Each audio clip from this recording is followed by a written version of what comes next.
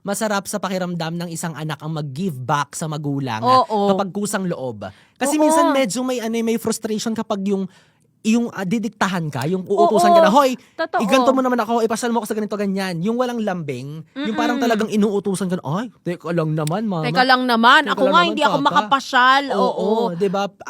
Compared to a parent na kalmadong sinasabi na, ganyan-ganyan, salamat dito Siguro, sa na lang, it's how you say it na lang. How you deliver. Kasi parang halos lahat naman ng magulang naglalambing na, sana naman i-date ako ng anak ko, or sana naman sa birthday ko, bigyan mo ng ganun, ganyan. Ayoko ng super demanding. Ako ayoko ng ganyan talaga. Ayoko din ng demanding. Parang wala ayoko ka lalong- ano ba gusto mo na?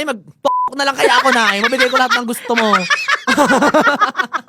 Di ba? Yung wala nang mabigasan ng Hoy! kakakaw eh. May mga magulang, oo, ka na lang. Sama kita, be.